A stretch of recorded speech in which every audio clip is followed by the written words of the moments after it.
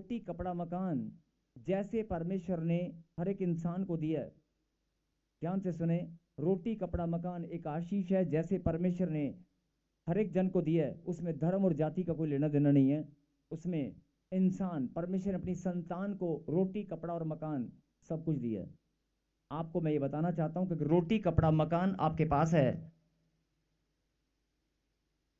तो जीवन की आशीष जो आप जी रहे हैं, जिंदगी जो आपका जीवन चल रहा है, जीवन जीवन की आशीष भी आपके पास है, वो भी परमेश्वर ने दी है। बोलो आमीन। आमीन। बोलो आमीन।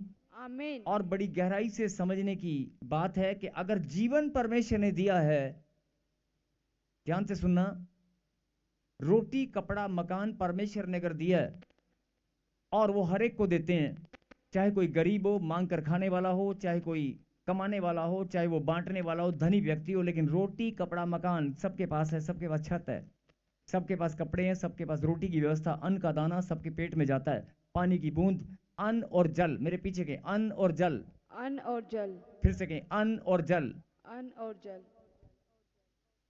अन्न और जल की आशीष, फिर से कहें अन्न और जल की आशीष परमेश्वर ही देते हैं। बोलो आमीन। अन्न और जल की आशीष परमेश्वर ने आपके जीवन में ठहराई है। तो मैं आपको बताना चाहता हूं कि रोटी कपड़ा मकान मतलब कि आपकी जरूरतें पूरी करने की एक आशीष, जो दिनचर्या डेली की जो आपकी नीड है, डेली की जो आपकी नीड है, अगर वो रोटी है, कपड़ा है, मकान है, कुछ भी जो भी आपकी नीड है, उनको, उन जरूरतों को पूरा करने का परमेश्वर ने एक ब्लेसिंग आपके ऊपर रखी है, वो आपको मिलेंगी। बोलो आमीन। आमीन। और जीवन, अगर परमेश्वर ने आपको, जीवन और मृत्यु भी परमेश्वर के हाथों में है, और अगर जीवन की आशीष, आज रोटी नहीं खानी, या मुझे अपने भाई को या अपनी बहन को 5 दिन में रोटी नहीं दूंगा और मैं इसको ये मरता हुआ देखना चाहता हूं, आप मार सकते हैं। 5 दिन बंद कमरे में अगर आप किसी इंसान को, मतलब एक एग्जाम्पल, एक एक्सपेरिमेंट करने के लिए, बहुत सारे लोग एक्सपेरिमेंट करते हैं, एक्सपेरिमेंट करने के लिए मैं बंद कर दिया और बंद कमरे में वो इंसान को पानी और रोटी मत दें, अगर परमेश्वर ने उसको जीवन की आशीष दी है तो भूखा और प्यासा भी वो 5 दिन नहीं 10 दिन भी निकाल देगा। आमीन। निकालेगा नहीं निकालेगा।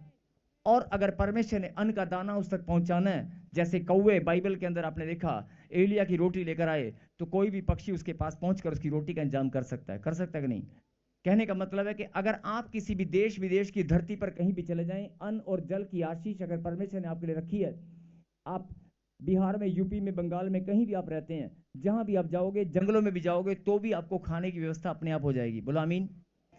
ये आदि से लेकर, मतलब पुराने समय से लेकर मनुष्य के ऊपर ये आशीष परमेश्वर ने ठहराई है कि तू